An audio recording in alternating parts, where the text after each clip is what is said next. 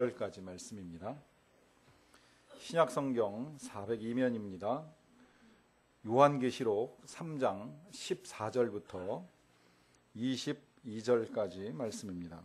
이 계시의 말씀을 제가 받들어 읽어드릴 때 살아계신 하나님의 음성을 들으실 수 있기를 바랍니다. 라오디게아 교회의 사자에게 편지하라. 아멘이시오 충성되고 참된 증인이시오 하나님의 창조의 근본이신 이가 이르시되 내가 네 행위를 아노니 네가 차지도 아니하고 뜨겁지도 아니하도다. 네가 차든지 뜨겁든지 하기를 원하노라. 네가 이같이 미지근하여 뜨겁지도 아니하고 차지도 아니하니 내 입에서 너를 토하여 버리리라. 네가 말하기를 나는 부자라 부요하여 부족한 것이 없다 하나 네 곤고한 것과 가련한 것과 가난한 것과 눈먼 것과 벌거벗은 것을 알지 못하는도다. 내가 너를 권하노니 내게서 불로 연단한 금을 사서 부요하게 하고 흰옷을 사서 입어 벌거벗은 수치를 보이지 않게 하고 안약을 사서 눈에 발라 보게 하라. 무릇 내가 사랑하는 자를 책망하여 징계하노니 그러므로 네가 열심을 내라 회개하라. 볼지어다 내가 문 밖에 서서 두드리노니 누구든지 내 음성을 듣고 문을 열면 내가 그에게로 들어가 그와 더불어 먹고 그는 나와 더불어 먹으리라. 이기는 그에게는 내가 내 보좌에 함께 앉게 하여 주기를 내가 이기고 아버지 보좌에 함께 앉은 것과 같이 하리라. 귀 있는 자는 성령이 교회들에게 하시는 말씀을 들을지어다. 아멘. 데이비드 그레고리가 쓴 책 예수와 함께한 저녁 식사라고 하는 제목의 책이 있습니다. 뮤지컬로도 만들어졌고요. 또 연극으로도 여러 교회에서 공연이 돼서 많은 사람들이 그 내용을 알고 있습니다. 이 책의 주인공, 물론 예수님도 주인공이시고요. 그 예수님을 만나 함께 저녁 식사를 나누는 이 닉이라고 하는 사람은 하루 12시간이 넘는 근무를 하는 일로 인하여서 가족들의 원성이 커져가고 또 자신의 꿈과 삶의 목적마저 잊은 채 살아가고 있는 평범한 샐러리맨입니다. 그는 어느 날 각종 신용카드 청구서와 광고 전단지 사이에 끼어온 정체 모를 초대장 한 장을 발견하게 됩니다. 초대장의 내용은 이렇습니다. 나사렛 예수와의 만찬에 당신을 초대합니다. 밀라노 레스토랑 3월 24일 화요일 저녁 8시. 초대장을 받아들고 처음에는 집 근처에 있는 어느 교회에서 또 전도 행사를 하는가 보다 그렇게 생각을 했습니다. 그런데 너무나도 이상하다라고 하는 생각이 들어서 호기심을 가지고 정해진 시간에 식당을 찾아갑니다. 예수님이 과연 어떤 분이실까? 나를 초대한 이 친구가 과연 누구일까? 이런 생각을 하면서 나름대로 예수님에 대한 그림을 그려봅니다. 그 옛날 늘 그림 속에서 보아왔던 대로 나를 만나기 위해서 이 식당에 찾아온 사람이 긴 옷자락에다가 수염을 덥수룩하게 기르고 장발머리를 하고 앉아있는 것은 아닌가 하는 상상을 해보기도 합니다. 막상 찾아가 보니 예수님이 먼저 와서 기다리고 계셨고 그 예수님은 푸른색 양복을 말끔하게 차려입고 앉아 계셨다고 합니다. 그래서 그 예수님을 만나서 자리를 같이 하고 식사를 하는 중에 이 사람 마음속엔 제일 먼저 정말 나를 초대한 이 사람이 예수님이 맞는가라고 하는 것을 확인하고 싶었습니다. 그래서 식사를 하기 전에 제일 먼저 나와 있는 와인을 놓고 그 앞에 앉은 예수님이라고 하는 분에게 질문을 했습니다. 당신이 정말 예수님이 맞다면 이 와인을 물로 바꿔줄 수가 있습니까? 원래 예수님이 하셨던 제일 첫 번째 기적이 물로 포도주를 만드는 것이었기 때문에 정말 예수님이라고 하면 포도주를 다시 물로 바꾸는 것도 가능할 것이라고 생각을 하고 이제 그런 질문을 드렸습니다. 예수님은 물론 능히 그렇게 할 수 있다고 말씀을 하셨습니다. 그러면 한번 지금 당장 그것을 좀 해보라고 말씀을 드렸더니 그 예수님이라고 하는 분이 손을 들어서 웨이터를 부르더니 이 사람이 자기의 와인을 물로 바꿔달라고 하니까 좀 부탁을 한다고 하는 주문을 하는 것이었습니다. 그래서 약간 좀 뭐 기분이 나쁘기는 하지만 여러 가지 대화를 나누는 과정 중에 그동안에 그 예수님에 대해서 혹은 하나님에 대해서 그리고 성경에 대해서 가지고 있었던 질문을 하나씩 둘씩 하게 되고 그 질문에 대해서 앞에 앉으신 예수님 같은 분이 답변을 다 해주시는 것을 들으면서 듣는 과정 중에 깨닫게 됩니다. 처음엔 좀 의아했고 정말 예수님일까라고 하는 의문을 가졌었는데 시간이 지나면 지날수록 그분에게서 들려오는 여러 가지 말씀들을 통해서 정말 이분이 살아계신 예수님이 맞구나라고 하는 사실을 깨달아가기 시작을 한 것입니다. 그 모든 대화가 다 끝나고 난 다음에 좋은 말씀들을 많이 들었던 것에 대한 감사함을 가지고 저녁 식사를 오히려 자기가 사겠다라고 하는 말까지 할 정도로 이 사람은 은혜를 받았는데, 예수님은 이것까지도 선물로 주겠다라고 하면서 이제 저녁 식사 값을 지불을 하시고 식당 앞에서 헤어지게 되었습니다.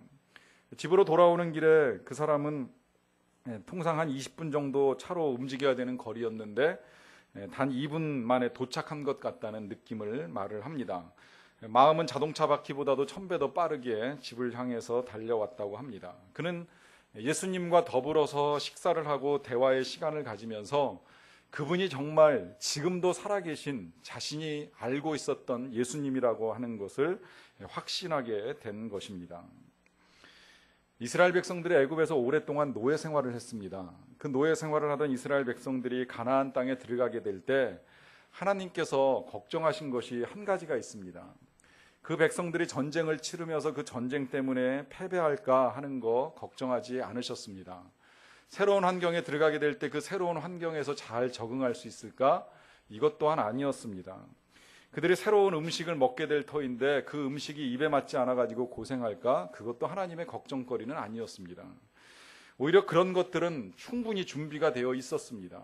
전쟁, 이 이스라엘 백성들이 언제든 나가서 싸우기만 하면 하나님은 승리를 완벽하게 준비를 해 놓으셨습니다. 그것도 아주 재미나게 준비한 전쟁들도 있습니다. 예를 들면 전쟁 그러면 통상적으로 칼과 창을 가지고 싸움을 해야 되는데 어떤 경우에는 그 칼과 창도 필요 없이 그냥 성곽을 몇 번 돌기만 하면 성이 무너져 내리는 것을 통해서 승리를 맛보게 해줄 것까지도 하나님이 준비를 다 해놓고 계셨습니다. 낯설고 새로운 환경이긴 하지만 이스라엘 백성들이 먹고 살아가는 데는 아무 지장이 없게 해놓으셨습니다. 왜냐하면 그들은 노예 생활을 하는 것보다는 가나안의 자유가 훨씬 좋았을 것이고 또 광야에서 매일같이 40년 동안 만나를 먹는데 질려왔기 때문에 어떤 음식을 차려줘도 이 백성들이 맛있고 풍성하게 먹을 것을 하나님은 충분히 알고 계셨습니다. 하나님의 염려는 한 가지입니다. 그것은 이 백성들이 그 가나안 땅에 들어가서 그 땅에서 섬기고 있는 사람들의 우상을 보고 그 우상들을 섬기게 되는 거 아닌가라고 하는 것이 하나님의 걱정이었습니다. 하나님께서 이스라엘 백성들을 애굽에서 건져내신 목적은 분명합니다. 물론 그들이 애굽에서 노예 생활을 하느라고 고생을 많이 한 탓도 있지만, 그러나 그것보다도 그들을 건지신 근본 목적은 그들이 이 가나안 땅이라고 하는 곳에 와서 계속해서 하나님과 아름다운 교제의 관계를 이루는 것이 하나님이 그들을 구원하신 목적입니다. 날마다 하나님을 찾아와서 하나님을 만나고 또 거룩한 주일마다 더 가까이 하나님께 나아와서 하나님을 만나는 가운데에서 하나님께 필요한 것을 아뢰기도 하고 또 하나님께서 들려주시는 말씀들을 들으면서 아름다운 교제의 관계를 이루고 살아가는 것이 하나님의 소원이었습니다. 하나님의 꿈은 오직 그 백성들과 함께 행복한 교제를 나누며 살아가는 것이었습니다. 근데 이러한 하나님의 꿈이 불과 한 세대도 다 지나가기 전에 서서히 무너져 내리기 시작을 합니다. 그 백성을 이끌고 가나안 땅에 들어가게 되었던 여호수아가 세상을 떠나기가 무섭게 이 백성들이 하나님으로부터 점점 더 멀어집니다. 그러면서 그 지역의 우상들을 섬깁니다. 하나님의 꿈이 깨어져 가기 시작을 한 것입니다. 그러면서 이스라엘 백성들은 하나님을 마치 헌신짝 버리듯이 버려버리고 이방신들을 섬기면서 그 신전에 가서 제사하고 예배하는 일들을 합니다. 아무리 하나님께서 사람들을 세우고 돌아오라고 하나님의 음성을 들려주어도 이 백성들이 돌아오는 일을 하지 않습니다. 그래서 하나님이 선택하신 방법 가운데 한 가지는 그들이 전쟁을 치르거나 혹은 가뭄 같은 일로 인하여 고생을 하게 되면 잠시 동안 그냥 내버려 두시는 일을 합니다. 고통을 겪게 하십니다. 잠시 허락하시는 일입니다. 그러다가 고통을 겪게 되면 그 고통 가운데 이 백성들이 깨닫기 시작을 합니다. 왜 우리가 이렇게 힘들지? 뭐 때문에 이렇게 고통스럽지? 그러다가 그 옛날 모세를 통해서 혹은 여호수아를 통해서 들려준 말씀을 기억을 해냅니다. 우리가 하나님을 떠났기 때문이야. 하나님께로 돌아가야 돼. 우리가 하나님을 떠났기 때문에 이 고생을 하는 거지라고 생각을 하면서 하나님을 다시 찾기 시작을 합니다. 그래서 하나님께 나아와서 용서를 구하고 도와달라고 요청을 합니다. 그런데 그때마다 하나님은 사랑의 하나님이시기 때문에 그 백성들을 용서하시고 도와주십니다. 그리고 살려주십니다. 살 수 있게 해주십니다. 그래서 살만하다 싶으면 그 다음에 다시 하나님을 섬겨야 되는데 또다시 이 백성들이 하나님을 떠나갑니다. 그러다가 고생을 하고 그러다 보면 또다시 하나님께 나아오는 일들이 수없이 반복을 합니다. 한두 번 반복되고 끝나는 것이 아니라 수백 년 동안, 아니 어쩌면 오늘날까지 수천 년 동안 이 일은 하나님과 그 백성들 사이에서 끊임없이 반복되어져 온 일이라고 할 수 있습니다. 하나님은 그 백성들과 더불어 살기를 원하는데 그 백성들은 좀 살만하다 싶으면 하나님을 떠나고 하나님을 멀리합니다. 그러다 보니까 생각지도 못한 고통과 어려움 가운데 처하게 되고 그때마다 하나님께로 나아오기만 하면 하나님은 언제든 다시 용서하시고 도와줄 준비를 하고 계시는 것을 우리가 볼 수 있습니다. 라오디게아 교회가 예수님께로부터 책망을 들었습니다. 예수님이 라오디게아 교회를 향하여서 이렇게 말씀을 하십니다. 내가 보니 너는 지금 뜨겁지도 않고 차지도 않다. 너 계속해서 이렇게 뜨겁지도 않고 차지도 아니하면서 미적지근한 상태로 살아갈 것 같으면 내 입에서 너를 토하여 버리겠다. 그냥 버리시겠다, 헤어지겠다 이 정도 말씀하고 계시는 것이 아니라 토해내겠다고 말씀합니다. 마치 우리가 음식을 먹을 때 입안에 뭔가 불편한 것이 섞여 들어가가지고 이것을 뱉어야 되는데 골라내기도 불편하니까 입안에 있는 모든 것들을 그냥 다 한꺼번에 뱉어서 내던지듯이 그렇게 예수님께서 지금 이스라엘 백성들을 향해서 토하여 버리시겠다고 말씀을 하십니다. 여러분, 우리가 알고 있는 예수님은 사랑의 예수님이십니다. 이 예수님이 이 마지막에 그 오늘 말씀의 끝부분에 가서 보면 더불어 먹겠다라고 하는 말씀을 하십니다. 그렇게 더불어 먹겠다라고 말씀하시는 예수님이 토하여 버리시겠다라고 표현하시는 것은 좀 과격하다라고 할 수 있습니다. 그러나 그렇게까지 말씀하실 때에는 분명한 이유가 있습니다. 그 이유에 대하여 예수님이 이렇게 말씀을 합니다. 너희가 부요하여 부족한 것이 없다고 하나 그렇지 않다는 것입니다. 사실 실제로 이 라오디게아 교회가 자리를 잡고 있었던 라오디게아 지역은 상당히 부유한 지역이었습니다. 당시에 뭐 지금까지도 일부 온천이 남아있긴 하지만 일찌감치 온천이 개발되어 가지고 관광 산업이 발달을 했던 도시입니다. 그리고 또 면직물 산업이 발달이 돼서 지금도 성지순례를 하다 보면 이 라오디게아 지역에서 면직물 판매장에 들리는 일들이 자주 있는데 그럴 만큼 이 면직물 산업도 발달한 도시였었고요. 거기에 더하여서 그 도시가 그 안약이 일찌감치 개발이 되어서 안약을 팔아서도 많은 경제적인 수익을 올렸던 도시입니다. 이러다 보니까 경제적으로 부유한 도시가 되었고 그 부유한 도시에서 자리를 잡은 이 라오디게아의 교회는 다른 지역에 있는 어떤 교회들보다도 경제적으로 윤택한 사람들이 많이 모여드는 곳이 되었습니다. 그런데 그런 사람들이 모여서 신앙생활을 하는 것까지는 좋았는데 모이다 보니까 세상적인 이야기들을 많이 나누게 되고 그러다 보니까 마치 이 교회가 하나님을 섬기기보다는 사교 집단처럼 기업 정보나 주고받으면서 하나님의 뜻을 거스르는 일들이 점점 늘어나면서 이것이 오늘 예수님에게 책망을 받는 주된 이유가 된 것입니다. 그래서 예수님이 말씀하시기를 너네들이 겉으로 보기에는 부유한 것 같지만 잘 생각을 해봐라. 영적으로 너희들이 지금 얼마나 가난한 상태에 놓여 있는지, 영적으로 얼마나 가련한 상태에 놓여 있는지, 너희들이 겉으로는 아무 일 없는 것처럼 편안하게 살아가고 있지만 그러나 실상 너희의 삶이 곤고하지 아니하느냐. 그러면서 너희들의 발가벗은 것과 눈먼 것을 좀 볼 수 있기를 바란다라고 하면서 예수님이 그들을 책망을 합니다. 그러면서 이제 권면하시기를요. 그 뒤에 이런 권면을 하십니다.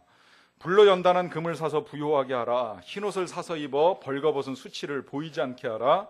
안약을 사서 눈에 발라 보게 하라. 말씀이야 그들이 이해하기 쉽게 그들의 산업이 발달된 산업 모양으로 옷을 사서 입어라 또 안약을 눈에 발라라 말씀하시지만 내용적으로는 그런 의미가 아니지요. 영적인 눈을 뜨라는 거예요. 현재 우리들의 영적인 상태를 볼 수 있어야 된다는 것입니다. 옷을 입으라고 하는 건 지금 그들이 발가벗고 다니기 때문에 옷을 입으라고 말씀하시는 것이 아니라 그들이 짓고 있는 죄가 무엇인지를 볼 수 있도록 그 눈을 열어서 보고 그것이 정말 수치스럽다라고 생각하면 예수님을 믿고 그 믿음으로 말미암아 의의 세마포 옷을 입어서 그 부끄러운 것을 가릴 수 있어야 된다고 말씀을 하십니다. 불로 연단한 금을 사라고 하는 이 말씀은 성령님과 함께 다시 한번 영적인 부유함을 추구하며 살아갈 것에 대한 말씀입니다. 그러면서 말씀을 계속 하시기를 이렇게 말씀하십니다. 나를 사랑하는 자를 내가 책망하여 징계한다. 열심을 내라. 회개하라. 이렇게 말씀하시는 이유가 분명해졌지요. 사랑하시기 때문이라는 거예요. 그냥 미워서 책망하는 것이 아니겠다는 거예요. 앞에서 잠시 토하여 내치시겠다라고 하는 과격한 표현을 사용하시긴 하셨지만 그게 진심은 아니라는 겁니다. 오히려 사랑하시기 때문에 책망을 하는데 그래서 회개하라고 말씀을 하십니다. 그런데 이 회개하라고 하는 말씀을 하시고 난 그 다음에 이제 우리가 주목해야 될 부분이 있습니다. 회개하라고 말씀을 하시고 나서요. 그 다음에 뭐라고 말씀하시냐면 이렇게 말씀합니다. 볼지어다 내가 문 밖에 서서 두드리노니 누구든지 내 음성을 듣고 문을 열면 내가 그에게로 들어가 그와 더불어 먹고 그는 나와 더불어 먹으리라 그래요. 이 말씀이 오늘 예수님께서 라오디게아 교회 교인들에게 그리고 오늘 우리들에게 전달하고 싶으셨던 핵심이라고 할 수 있습니다. 먼저 그들이 가련하고 곤고한 상태에 놓여 있는 이유, 또 영적으로 가난하고 벌거벗고 눈먼 이유는 예수님을 문 밖에 세워놓았기 때문이라는 거예요. 예수님을 교회 바깥에 아니면 마음문 바깥에 예수님을 세워놓았기 때문에 이런 상태에 빠질 수밖에 없었다는 것입니다. 어느 교회에서 교회 문 밖에서 흑인이 눈물을 흘리며 울고 앉아 있었습니다. 누군가 그를 찾아갑니다. 찾아가서 질문을 합니다. 왜 여기서 울고 계시냐고. 그러자 흑인이 교회에서 쫓겨났다고 이야기를 합니다. 왜 쫓겨났는데요? 제가 흑인이라서 쫓겨났습니다. 아, 그러세요? 저도 쫓겨났는데요. 당신은 흑인도 아닌데 왜 쫓겨났습니까? 이 흑인이 질문을 하자 그분이 대답을 합니다. 나는 예수님입니다. 여러분, 이 이야기가 무슨 이야기예요? 교회가 예수님을 쫓아내고 나니까 흑인까지도 쫓아내는 어리석은 일을 저지르게 된다는 것입니다. 교회가 예수님을 문 밖에 세워놓으니까, 마음 문 밖에 세워놓다 보니까 진짜 예수님을 믿고 살아가지 못하고 곤고하고 가련한 상태에 놓일 수 있게 된다는 거예요. 영적으로 눈멀고 벌거벗은 상태에 놓일 수 있다는 것입니다. 이런 상황에 놓여 있을 때에 예수님이 하시는 일은 그 문 밖에서, 마음 문 바깥에서 두드리고 계신다는 거예요. 문을 열 때까지 기다리고 계십니다. 예수님은 인격적인 분이시기 때문에 절대 억지로 문을 열지는 않으십니다. 두드리기는 하시지만 마음 문을 열고 초청할 때까지는 절대 문을 열지 아니하십니다. 그러다가 누구라도 문을 열어주기만 하면 이제 들어가시는데 들어가서 하시는 일을 한 가지로만 말씀을 하십니다. 표현은 두 가지로 쓰여 있지만 내용은 하나잖아요. 내가 그와 더불어 먹고 그는 나와 더불어 먹으리라. 그냥 하시는 일은 한 가지예요. 먹는 일을 하시겠다는 거예요. 근데 여러분 이거 생각을 해보셨어요? 회개하라고 말씀을 하셨는데 회개하고 난 다음에 마음의 문을 열면 우리의 일반적인 생각으로는 어떻게 해야 될 것 같습니까? 회개하려면 기도해야죠. 철저하게 용서를 구해야죠. 하나님께 나와서 잘못했다고 빌든지 뭔가 심령 대부흥회 같은 거를 해야 되는데 주님이 회개하라고 말씀하시고 난 다음에 하시는 말씀은 먹겠다는 말씀을 하세요. 누가 그러더라고요. 예수님은 뭐 먹는 것 빼놓으면 아무것도 없다고 할 정도로 먹는 거 되게 좋아한다고. 예수님 그 사역의 시작이 먹는 걸로 시작해서 마칠 때까지 먹는 걸로 끝났다는 말씀도 하시고요. 심지어 초대교회가 그 처음에 자리를 잡을 때 힘들었던 이유가 뭐냐면 맨날 모여서 무슨 뭐 내 피를 먹어라, 내 살을 먹어라 이러니까 밖에서 듣기에는 이상하더라는 거예요. 그래서 그때는 예배를 오늘같이 이렇게 낮에 드리는 것이 아니라 주일날 밤에 드렸습니다. 왜냐하면 그 노예들 가운데 예수를 믿고 교회를 나온 사람들이 많기 때문에 낮엔 예배를 드릴래야 드릴 수가 없어요. 그래서 저녁에 일과가 다 끝나고 난 다음에 그 노예인 사람들이 이제 밤에 교회를 찾아오면 그때 이제 음식을 나누고 예배를 드리고 마지막에 가서 성찬식을 하는데 그 밤에 모여가지고 내 피를 마셔라, 내 살을 먹어라 이러니까 밖에서 볼 때는 뭐 맨날 먹는다 그러고 마신다 그러는데 뭘 피를 먹고 살을 먹어 이러니까 이해를 할 수가 없는 거거든요. 근데 이것이 오늘도 예수님이 지금 하시는 말씀이 뭐냐면 먹겠다고 말씀하시는 거예요. 예수님 심지어 부활하시고 난 다음에 제자들 찾아와서도 그 배신하고 도망갔던 제자들 같으면 우리 같으면 그 제자들하고 정말 부흥회하고 우리 회개기도 하자 이럴 것 같은데 그 제자들 찾아와 가지고 밤새 예수님이 준비해 놓은 건 고기 구워 놓으시고 떡 구워 놓으신 거예요. 먹자고 하시는 거예요. 근데 이 먹자고 하는 말도 문 열고 이제 너희들이 마음 문을 열면 우리가 함께 먹을 수 있다, 이렇게 한번 표현하셔도 되는 것인데, 이 표현을 이렇게 하십니다. 내가 그와 더불어 먹고 그는 나와 더불어 먹으리라. 여러분, 먹는 것이 중요한 건 뭐 제가 설명을 길게 안 해도 다 알고 계시리라고 생각을 합니다. 먹는 건 뭐 우리의 삶에 빼놓을 수 없는 것입니다. 우리 때때로 죄를 지을 때에도 먹고 살기 위해서 그런 거니까 좀 용서해 달라고 할 정도로 먹는 걸 아주 대단하게 생각을 합니다. 또 이 먹는 건 단순히 우리의 생존만을 위해서만 필요한 것이 아니라 관계와 교제를 위해서도 필요합니다. 우리가 친한 사람들과 교제하기 위해서 밥 한번 먹자는 말을 합니다. 때로는 낯설고 어색한 사람들과는 식사를 잘 안 합니다. 그러다가도 좀 교제가 깊어지기를 원하면 밥 먹자는 말하고 또 밥 먹는 일을 통해서 교제의 관계를 점점 더 깊이 있게 늘려갑니다. 그러하기 때문에 이 먹는다라고 하는 이 말 자체가 벌써 예수님은 우리와 교제하기를 원하시는 거예요. 우리와 함께하기를 원하시는 거예요. 우리와 대화하기를 원하시는 거예요. 먹으면서 이야기를 하자는 거예요. 근데 그 말씀을 두 번을 하시는 이유가 있습니다. 제일 먼저 내가 그와 더불어 먹으리라고 말씀하세요. 이것은 이 먹는 일이, 이 교제하는 일이 우리에게만 중요한 것이 아니라 예수님께도 상당히 의미 있는 일이 되기 때문입니다. 여러분, 이렇게 생각을 해보세요. 묵상이라고 하는 건 우리 영적인 삶에 있어서 아주 중요한 겁니다. 매일 아침마다 하나님의 말씀을 펴놓고 성경을 묵상하면서 그 말씀 속에서 들려주시는 주님의 음성을 듣고 기도하고 하루를 살아가면 여러분들의 하루의 삶이 상당히 능력 있게 전개가 됩니다. 이건 아주 귀한 진리입니다. 저는 여러분들이 그렇게 살아가기를 소망하면서 달마다 묵상 교제를 만들어서 여러분들과 함께 묵상하는 일을 할 수 있도록 도와드리는 일을 같이 하고 있습니다. 여러분, 이 묵상이라고 하는 것이 우리의 영적인 성장이나 영적인 삶의 능력을 증가시키는데 아주 중요한 도구가 됩니다. 근데 저는 오랫동안 이 묵상이 제 입장에서, 우리들의 입장에서만 귀하고 중요한 것이라고 생각을 했어요. 근데 제가 말씀을 준비하다가 놀란 사실이 한 가지가 있습니다. 이 묵상이요, 우리만 이 묵상을 귀하게 생각하는 것이 아니라 주님의 입장에서도 이 묵상이 아주 의미 있는 작업이 된다는 거예요. 왜 그런지 아세요? 주님이 그 시간을 기다리고 계십니다. 왜냐하면 그 시간이 우리가 주님께 나아가는 시간이기 때문입니다. 여러분, 때때로 우리는 뭐 새벽에 일어나서 아니면 뭐 아침에 일어나서 7시, 8시 이 시간에 일어나서 바쁜 와중에 시간을 내서 묵상을 해야지 혹은 기도를 해야지 하는 생각을 가질지 모르겠지만, 우리가 하나님을 표현하기를 여호와는 졸지도 아니하시고 주무시지도 아니하신다는 말씀을 합니다. 그 졸지도 아니하시고 주무시지도 아니하시는 하나님께서 새벽녘이 되면 제일 먼저 하시는 일, 이런 상상을 좀 해보십시오. 여러분들이 묵상의 자리로 나올 때까지 기다리고 계시는 일을 합니다. 이제나 저제나 일어날까? 일어나면 이제나 저제나 내 앞으로 나올까? 이제나 저제나 내 앞으로 나와서 묵상하면서 나와 대화하는 시간을 가질 수 있을까? 주님이 기다리신다는 거예요. 그리고 나오면 다른 거 다 필요 없습니다. 왔다라고 하는 그 사실 한 가지 때문에 주님이 기뻐하고 즐거워하십니다. 우리가 제일 처음 배웠던 것처럼 너로 인하여 기뻐하고 즐거워하리라고 하는 주님의 말씀 그대로 주님이 우리가 주님 앞에 나와 무릎을 꿇고 때로는 말씀을 펴고 기도를 한다는 그 사실 때문에 한없이 즐겁고 기뻐하신다는 거예요. 그래서 주님이 먼저 말씀하시는 거예요. 내가 너와 더불어 먹으리라. 이 말씀은 그런 말씀이 되는 거죠. 내가 너와 더불어 기쁨을 누리게 된다.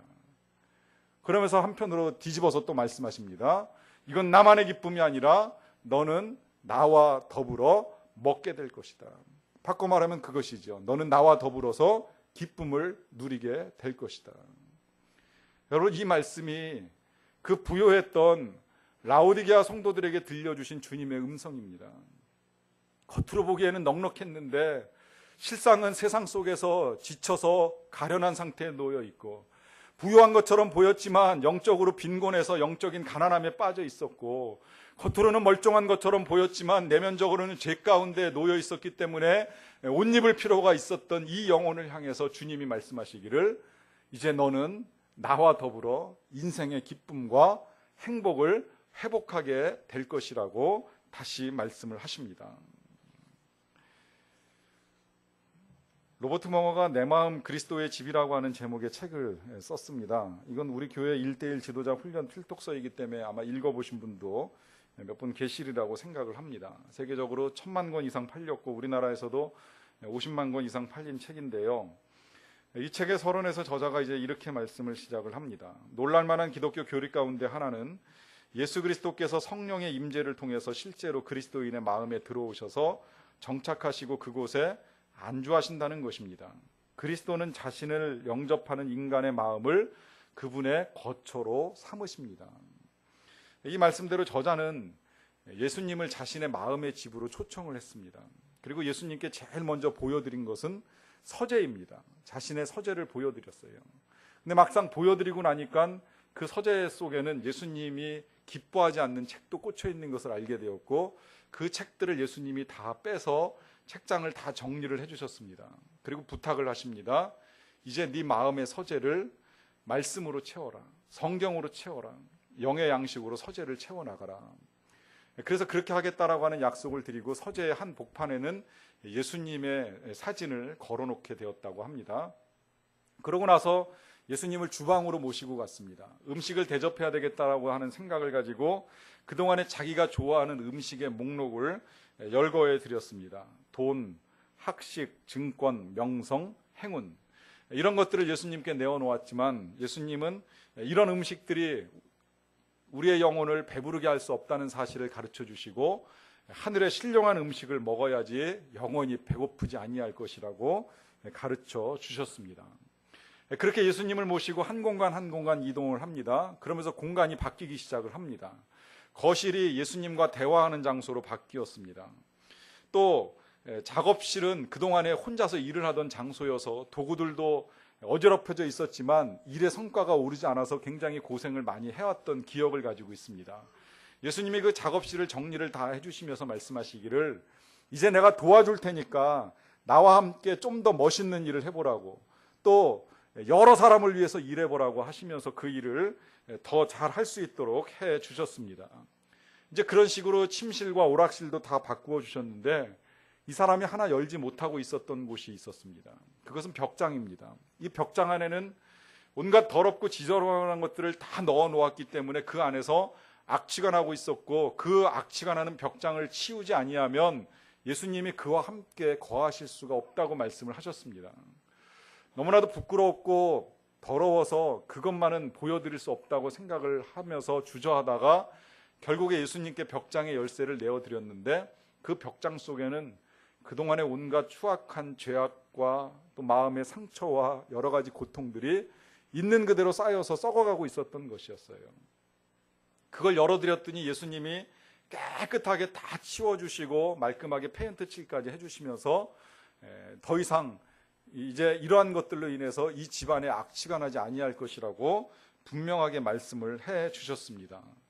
이렇게 예수님께 더러운 곳까지 다 보여주고 난 다음에 이 사람이 깨닫기를 이것만으로는 부족하다고 생각을 했습니다. 그래서 집문서와 집 전체 열쇠를 다 예수님께 가져다 드리면서 그 집을 예수님께 맡기고 내 마음의 집의 주인이 되어달라고 부탁을 드렸습니다.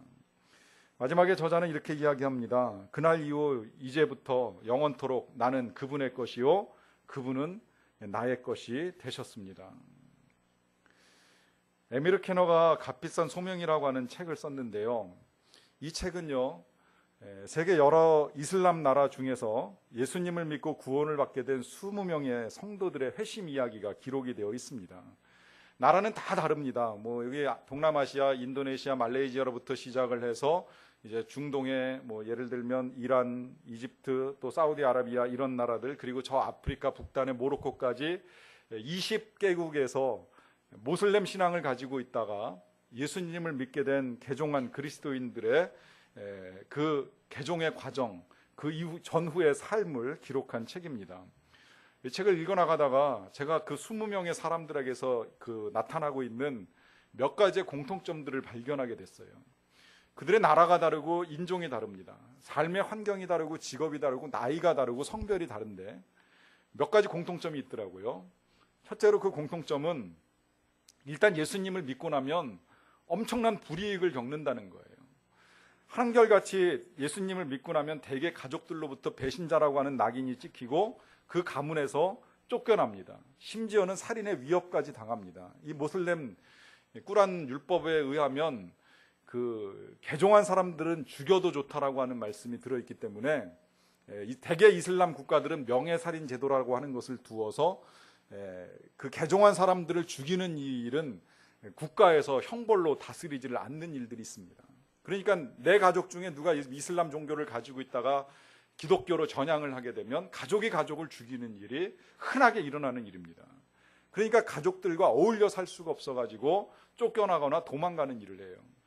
그렇게 가족들로부터만 이제 배척을 당하는 것이 아니라 이슬람 사회는 타종교인들을 받아들이는 일을 하지 않기 때문에 직장을 빼앗기고 또 직장에서 쫓겨나고 다른 일자리를 구하지 못해가지고 방황하는 일들이 점점 더 많아진다는 것입니다.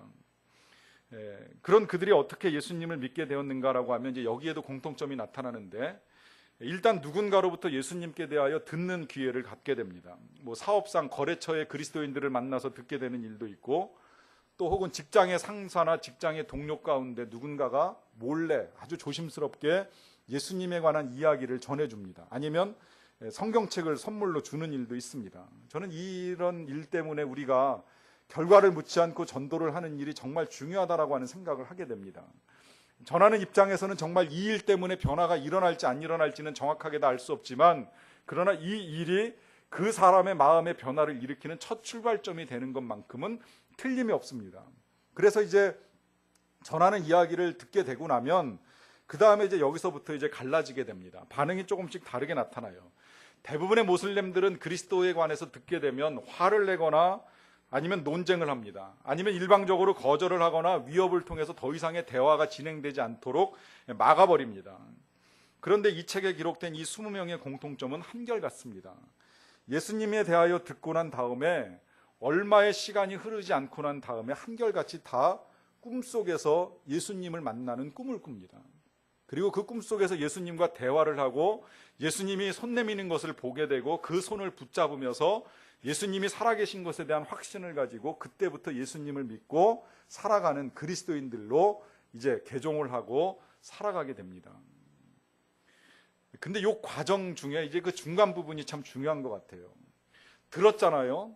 듣고 나서 그가 꿈속에서 예수님을 만나기 전까지의 그 과정 중에 그 사람 내면에 갈등이 일어납니다. 아까 말씀드렸듯이 대부분의 모슬렘들은 갈등하지 않아요. 그냥 일방적으로 거절하고 더 이상 들으려고 하지 않습니다. 늘 이 듣지 않는 게 문제입니다. 아까 서두에 제가 예수와 함께한 저녁 식사의 그 주인공에서 닉도 처음에 예수님을 봤을 때는 못 믿었어요. 그러나 그와 대화하는 과정 중에 들으면서 내 앞에 앉아있는 이 사람이 정말 예수님이구나라고 하는 것을 깨닫게 된 것처럼 이 사람들도 듣고 난 다음에 다른 사람들처럼 거절하지 않고 들은 내용을 가지고 고민을 합니다. 그 예수님이 도대체 누구신가 의문을 갖기 시작을 하는 거예요. 그리고 또 하나 이제 공통점이 있다면 이 사람들이 그동안에 그 모슬렘 율법들을 지켜오면서 마음에 답답함이 있었어요. 율법을 지키면 지킬수록 힘이 드는 거예요. 율법을 지키려고 어떤 사람들은 뭐 심지어 정말 자살 폭탄까지 몸에 짊어지고 달려가서 몸을 내던져서 죽는 일까지 하긴 하지만 정말 그런 일들을 통해서 구원이 일어나는지 또 율법을 다 지킨다라고 해서 마음의 평화가 찾아오는지 이런 의문들을 가지게 되면 율법을 지킬수록 힘들고 또 마음의 평화는 깨지고 인간의 행복은 점점 더 멀어져 가고 한다는 사실을 느낄 때에 그때 예수님에 대해서 듣기 시작을 하는 겁니다. 그리고 고민을 합니다. 그리고 마음의 문을 서서 열기 시작을 합니다. 그러는 과정 중에 주님이 꿈속에서 찾아오셔가지고 만나주십니다. 만날 때 더 이상 거절하지 않고 주님을 모셔드리면 그 사람들의 마음 속에는 약속하신 주님의 평화, 주님이 주시고 싶어 하셨던 그 기쁨이 회복되는 것을 볼 수가 있습니다. 여러분, 지금 우리가 꿈속에서 예수님을 만나느냐 아니 만나느냐 이것이 중요한 것이 아니라는 거예요. 우리는 수없이 많이 듣고 있습니다. 주님을 들을 수 있는 아주 좋은 기회를 가지고 살아가는 자유민주주의 국가에 살고 있습니다. 이렇게 들을 때에 지금 중요한 건 그 들은 바대로 우리가 예수님을 우리의 마음에 모셔드리느냐 아니 모셔드리느냐라고 하는 것입니다. 이 개종한 20명 모슬렘들의 또 하나의 마지막 공통점이 한 가지가 있습니다. 그들은 개종한 이후에 삶이 나아진 것이 없습니다. 적어도 표면적으로 볼 때 그렇습니다. 집에서 쫓겨나고 직장을 잃어버리고 삶의 불행이 찾아옵니다. 그러나 그들은 한결같이 고백합니다. 너무 행복하다고. 예수님이 내 마음에 계시기 때문에 행복하다고. 예수님 때문에 이런 외적인 일들로 인하여 내가 스스로를 불행하다고 생각하지 않는다고. 오히려 예수님 때문에 나는 한없이 기쁘고 이 기쁨을 내 가족들도 어서 속히 알 수 있게 되기를 위하여서 지금도 기도하고 있다고 그들은 고백합니다. 이 기쁨을 여러분들도 누리시기를 원합니다. 그럴 수 있도록 주님을 향하여 마음문을 여시기를 바랍니다. 기도하시겠습니다. 지금도 우리의 마음문 밖에 오셔서 우리의 마음을 두드리고 계시는 주님, 주님을 향하여 우리의 마음의 문을 엽니다. 오셔서 자정하시고 우리의 삶의 주인이 되어 주시옵소서. 주님을 모시지 않았기에 우리의 삶이 곤고하고 가련했습니다. 부유한 듯 하나 허전하였고 가난했습니다. 또 건강한 듯 보였으나 영적으로 병들어 있던 것도 우리가 알지 못하였습니다. 이제라도 다시금 주님을 우리의 마음에 모심으로 말미암아 주님이 우리의 마음의 모든 죄와 상처와 질병과 고통들을 다 씻어주시고 그래서 이제 참된 평화와 기쁨과 행복을 누리며 살게 될 줄로 믿사옵나이다. 감사드리며 예수님의 이름으로 기도하옵나이다. 아멘.